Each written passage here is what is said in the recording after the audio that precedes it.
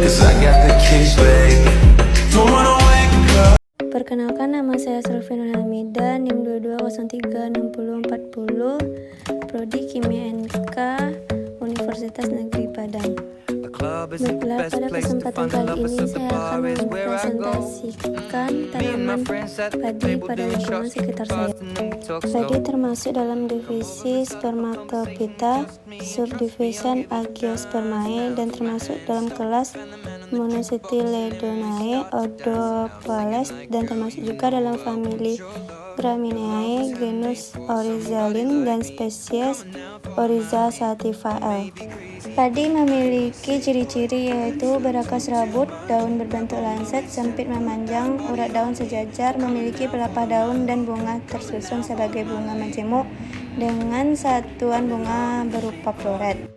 Padi termasuk tumbuhan monokotil yang tidak memiliki kambium. Terdapat dua macam perakaran padi, yaitu akar seminal yang tumbuh dari radikula akar primer pada saat berkesambah, dan akar adventif akar sekunder yang bercabang dan tumbuh dari buku batang muda bagian bawah. Buah padi yang sehari-hari kita sebut biji padi atau bulir sebenarnya bukan biji melainkan buah padi yang bertutup oleh lemma dan palea. Buah ini terdiri setelah selesai penyerbukan dan pembuahan. Lemma dan palea serta bagian lain akan membentuk sekam atau kulit gabah. Padi dapat tumbuh di daerah panas dengan curah hujan tinggi. Dikutip dalam buku Pengalaman Panjang Tanaman Indonesia 2012 karya Siti Jati D. Setiap jenis padi pada umumnya ditanam di sawah yang pada mulanya digenangi air, tapi ada juga kelompok padi yang ditanam di lahan kering. Padi lahan kering atau padi gogol bisa dibudidayakan di daratan rendah sampai daratan tinggi.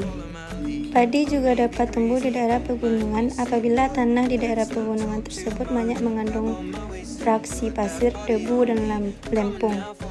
Cara menanam padi yang baik dengan menguntungkan: pindahkan bibit dari lahan samai ke lahan tanam dengan hati-hati, jangan sampai merusak tanaman.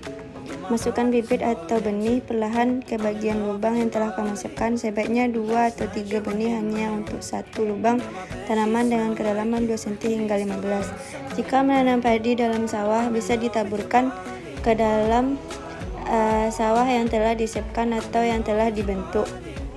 Menanam padi saat musim hujan adalah berkah tersendiri bagi petani karena kebutuhan air akan terpenuhi terlebih bagi lahan sawah yang pengairannya mengandalkan dari air hujan. Biasanya padi panen setelah 84 hari. Petani biasanya menanam padi di tempat dataran rendah karena pada lahan basah yang mengandung tanah aluvial dan mengandung aliran air yang melimpah. Keadaan alam yang seperti ini ditemukan pada wilayah dataran rendah. Oleh karena itu, tempat hidup padi adalah daratan rendah.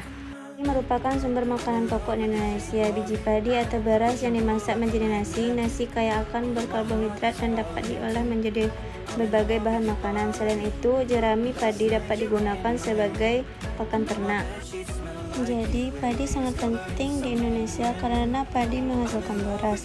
Orang Indonesia mengonsumsi beras yang dimasak menjadi nasi untuk memenuhi kebutuhan makanan pokok. Nasi memberikan kekuatan dan energi bagi tubuh untuk melakukan aktivitas sehari-hari. Sekian presentasi saya tentang keragaman hayati tanaman padi.